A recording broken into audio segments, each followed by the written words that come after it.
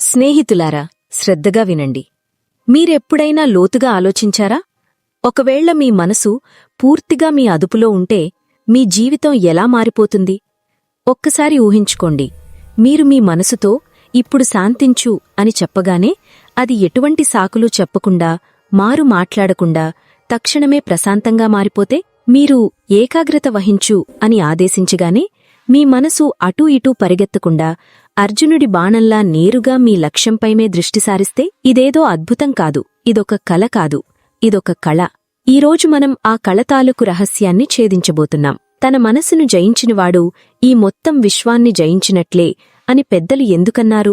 గౌతమ బుద్ధుడు మనసే సర్వస్వం, నువ్వు ఎలా ఆలోచిస్తే అలా అవుతావు అని ఎందుకు చెప్పాడు? శాస్త్రాలు మనసేవ మనుష్యానాం కారణం బంధమోక్షయోః అంటే మనిషి బంధానికి మోక్షానికి మనసే కారణం అని పదే పదే ఎందుకు ఘోషిస్తున్నాయి? ఎందుకంటే అసలైన యుద్ధం బయటి ప్రపంచంతో కాదు, మన లోపల ఉన్న మనసుతోనే జరుగుతోంది.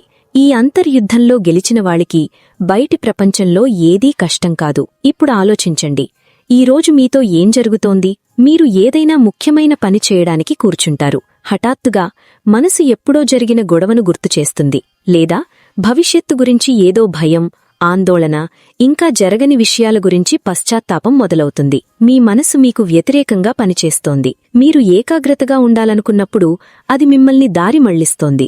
మీరు శాంతంగా ఉండాలనుకున్నప్పుడు అది గందరగోళం సృష్టిస్తోంది. మీకు ధైర్యం కావాల్సినప్పుడు అది మిమ్మల్ని భయపెడుతుంది. మీ అతిపెద్ద శత్రువు మీ తలలోనే కూర్చున్నాడు. అతన్ని గనక మీరు వశపరుచుకుంటే ఇక మీకు ఏ పరీక్ష కష్టంగా ఉంటుంది? ఏ లక్ష్యం అసాధ్యంగా ఉంటుంది? చాలామంది అంటారు, నాకు మనసు కుదుటపడటం లేదు, ఎక్కువసేపు దృష్టి పెట్టలేకపోతున్నాను, మనసు బాగా చంచలంగా ఉంది, నేను అనుకున్నది చేయలేకపోతున్నాను అని. కాని ఎప్పుడైనా ఎందుకు అని ప్రశ్నించుకున్నారా? అసలు మనసు ఎందుకు భటికిపోతోంది? శ్రద్ధగా అర్థం చేసుకోండి. మనసు ఒక కోతిలాంటిది. అది నిరంతరం ఒక కొమ్మ నుండి మరొక కొమ్మకు గెంతుతూనే ఉంటుంది. దానికొక దిశ చూపకపోతే, ఒక సాధన ఇవ్వకపోతే, ఒక లక్ష్యం చూపకపోతే అది అలాగే గెంతుతూ ఉంటుంది. ఉదయం లేవగానే మొబైల్ చెక్ చేయడం, తర్వాత వీడియోలు, ఇన్స్టాగ్రామ్, పనికిరాని ఆలోచనలు, ఆందోళనలు, ఇతరులతో పోలికలు, ఇలా రోజంతా ముక్కలు ముక్కలుగా చెదిరిపోతుంది. ఇప్పుడు అసలైన ప్రశ్న, మనసును నియంత్రించడం ఎలా? దానిని మన బానిసగా ఎలా మార్చుకోవాలి? దాని శక్తిని మన ఏకాగ్రతగా ఎలా మలుచుకోవాలి? దీనికి సమాధానం ఆధునిక మనస్తత్వ శాస్త్రం మరియు ప్రాచీన బ్రహ్మజ్ఞానం రెండింటిలోనూ దాగి ఉంది. ఆధునిక విజ్ఞానం ప్రకారం మనసు అనేది అలవాట్ల పుట్ట. మీరు రోజూ ఏం ఆలోచిస్తారో మీ మనసు అదే విధంగా తయారవుతుంది.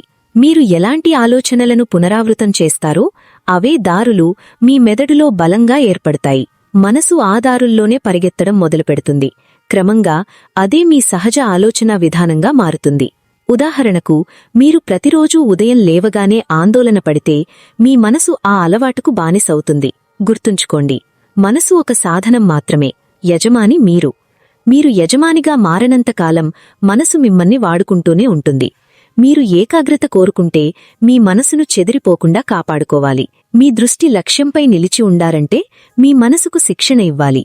చిన్నపిల్లాడు మొదట్లో మొండికేసినా నెమ్మదిగా ఎలా అర్థం చేసుకుంటాడో మనసు కూడా అంతే. ఇప్పుడు మనసును మీ అదుపులో ఉంచుకోవడానికి, దానిని క్రమశిక్షణలో పెట్టడానికి ఉపయోగపడే 5 అద్భుతమైన, శక్తివంతమైన పద్ధతులను వివరంగా తెలుసుకుందాం. 1. మొదటి పద్ధతి, బ్రహ్మముహూర్తంలో నిద్రలేవడం. అంటే మనసుపై ఆధిపత్యం సాధించే సమయం. బ్రహ్మముహూర్తం అంటే ఉదయం 4 నుండి 6 గంటల మధ్య సమయం. ఇది కేవలం తొందరగా నిద్రలేవడం గురించి కాదు, ఇది మీ మనసుపై మీరు విజయం సాధించే సమయం. ఈ సమయంలో వాతావరణం మొత్తం స్వచ్ఛంగా, ప్రశాంతంగా, శక్తితో నిండి ఉంటుంది. శాస్త్రీయంగా ఈ సమయంలో మెలటోనిన్ అనే హార్మోన్ ప్రభావం ఎక్కువగా ఉంటుంది. ఇది మెదడుకు స్పష్టతను, ఏకాగ్రతను అందిస్తుంది. ఇది మనసు అత్యంత ప్రశాంతంగా, కొత్త విషయాలు నేర్చుకోవడానికి సిద్ధంగా ఉండే గోల్డెన్ టైం. ఈ సమయంలో మీరు లేచి ఏకాంతంగా కూర్చొని ధ్యానం చేసినా, చదువుకున్నా, మీ రోజును ప్లాన్ చేసుకున్నా అది నేరుగా మీ మనసు లోతుల్లోకి వెళ్తుంది. మనసు అడ్డంకులు సృష్టించదు, సహకరిస్తుంది. అదే మీరు ఆలస్యంగా లేచి లేవగానే ఫోన్ చూస్తూ గడిపితే రోజంతా అలాగే గందరగోళంగా మారుతుంది. ఉదయాన్ని జయించినవాడే రోజును జయిస్తాడు. రెండవ పద్ధతి, ప్రాణశక్తి సాధన. అంటే శ్వాస ద్వారా మనసుపై నియంత్రణ. మీరు గమనించారా? మీకు కోపం వచ్చినప్పుడు శ్వాస వేగంగా ఉంటుంది, భయపడినప్పుడు శ్వాస అస్థిరంగా ఉంటుంది. అదే ప్రశాంతంగా ఉన్నప్పుడు శ్వాస లోతుగా నెమ్మదిగా ఉంటుంది. అంటే మన శ్వాస మరియు మనసు ఒకదానితో ఒకటి లోతుగా ముడిపడి ఉన్నాయి. అందుకే ఎవరైతే తమ శ్వాసను నియంత్రించుకోగలరో వారు తమ మనసును కూడా నియంత్రించుకోగలరు. దీనికి అనులోమ విలోమ ప్రాణాయామం ఒక అద్భుతమైన సాధనం. ప్రతిరోజూ ఉదయం కేవలం 10 నిమిషాలు ఈ సాధన చేస్తే మీ మనసులోని అలజడి శాంతిస్తుంది. మీరు లోతైన లయబద్ధమైన శ్వాస తీసుకున్నప్పుడు మీ నాడీ వ్యవస్థ అంటే పారాసింపథెటిక్ నర్వస్ సిస్టమ్ చురుకుగా మారి శరీరాన్ని మరియు మనసును విశ్రాంతి స్థితికి తీసుకువస్తుంది. మనసు ప్రశాంతంగా మారడమే కాదు, మీ ఆజ్ఞలను పాటించే స్థితికి వస్తుంది. మూడవ పద్ధతి ఆలోచన విచ్ఛేదన పద్ధతి. అంటే ఆలోచనలను మధ్యలోనే ఆపడం. మీరు ఏదైనా ముఖ్యమైన పని చేస్తున్నప్పుడు హఠాత్తుగా మనసులో ఏదో పాత బాధ, భయం లేదా పనికిరాని ఆలోచన వచ్చి మీ ఏకాగ్రతను పాడుచేస్తుంది. మనసు ఆ ఆలోచన వెంటే లాక్కెళ్ళిపోతుంది. ఇలా జరిగినప్పుడు మీరు నిస్సహాయంగా ఉండిపోకూడదు. దీనికి పరిష్కారమే ఆలోచన విచ్ఛేదనం. ఎప్పుడైతే ఒక అనవసరమైన లేదా ప్రతికూల ఆలోచన రావడాన్ని మీరు గమనిస్తారో వెంటనే స్పృహలోకి వచ్చి మీ లోపల గట్టిగా ఆగు లేదా కట్ అని చెప్పండి. అదే సమయంలో మీ శరీరాన్ని వేరే ఏదైనా పనిలో నిమగ్నం చేయండి. ఉదాహరణకు నీరు తాగడం, కాసేపు నడవడం లేదా దీర్ఘశ్వాస తీసుకోవడం. మీరు పదే పదే ఇలా ఆగు అని చెప్పడం ద్వారా మీ మెదడులో ఆ పాత ఆలోచనల దారిని, న్యూరల్ పాత్వేని బలహీనపరుస్తున్నారు. ఏ ఆలోచనలకు విలువ ఇవ్వాలి, వేటిని తిరస్కరించాలి అని మీరు మీ మనసుకు శిక్షణ ఇస్తున్నారన్నమాట. 4 బోధశూన్యత ధ్యానం. అంటే మనసును మౌనంలోకి తీసుకురావడం.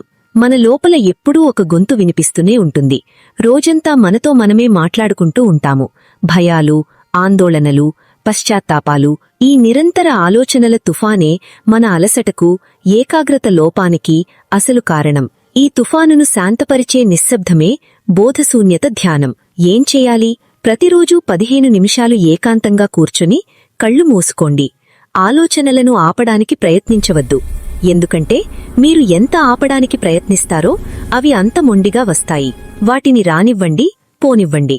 ఆకాశంలో మేఘాలు వచ్చి వెళ్లినట్లు మీరు కేవలం ఒక సాక్షిలా వాటిని గమనించండి. మొదట్లో మనసు ఇంకా ఎక్కువ గొడవ చేయవచ్చు. కాని మీరు సాక్షిలా చూస్తూ ఉంటే క్రమంగా ఆలోచనల రద్దీ తగ్గి ఒక లోతైన నిశ్శబ్దం, శూన్యత ఏర్పడుతుంది. ఆ శూన్య స్థితిలోనే మీ బుద్ధి పదునుగా మారుతుంది, ఏకాగ్రత శక్తివంతమవుతుంది. 5 సంకల్పశక్తి జాగరణ. అంటే మీకు మీరు చేసుకున్న వాగ్దానాన్ని నిలబెట్టుకోవడం. చాలాసార్లు మనం రేపటి నుండి ఉదయాన్నే లేస్తాను, ఈ పని పూర్తి చేస్తాను అని అనుకుంటాం, కాని చేయం. ప్రతిసారీ మీరు ఒక లక్ష్యాన్ని పెట్టుకుని దాని నుండి వెనక్కి తగ్గినప్పుడు మీ ఆత్మవిశ్వాసాన్ని మీరే దెబ్బతీసుకుంటున్నారు. అప్పుడు మనసు నువ్వు నీతోనే అబద్ధం చెబుతావు, నీ మాట నేను ఎందుకు వినాలి అనుకుంటుంది. దీన్ని సరిచేయడానికి ప్రతివారం ఒక చిన్న నియమాన్ని లేదా వ్రతాన్ని పెట్టుకోండి. ఉదాహరణకు, ఈ వారం రోజులు నేను చక్కెర తినను, లేదా రోజూ ఖచ్చితంగా 15 నిమిషాలు ధ్యానం చేస్తాను. నియమం చిన్నదే కావచ్చు, కాని దాన్ని ఎట్టి పరిస్థితుల్లోనూ ఎంత కష్టం వచ్చినా పాటించి తీరాలి. మీరు అనుకున్నది చేసినప్పుడు మీ మెదడులో డోపమైన్ విడుదలై ఒక విజయభావం కలుగుతుంది. నేను అనుకున్నది చేయగలను అనే నమ్మకం పెరుగుతుంది. ఇది మీ సంకల్ప శక్తిని పెంచుతుంది. అప్పుడు మనసు మీ ఆజ్ఞలను పాటించడం నేర్చుకుంటుంది. స్నేహితులారా, తన మనసును వశపర్చుకున్నవాడు 1000 యుద్ధాలు గెలిచినవాడికంటే గొప్ప విజేత అని బుద్ధుడు చెప్పాడు. ఈ 5 పద్ధతులు మీ మనసును గెలవడానికి ఉపయోగపడే అస్త్రాలు. ఇది ఒక్కరోజులో జరిగే పని కాదు, ఒక నిరంతర ప్రయాణం. ఈ రోజు నుండే సాధన మొదలుపెట్టండి. మీ మనసును మీ బానిసగా కాదు, మీ అత్యుత్తమ మిత్రుడిగా మార్చుకోండి. అప్పుడు విజయం మీ పాదాల చెంతకు చేరుతుంది.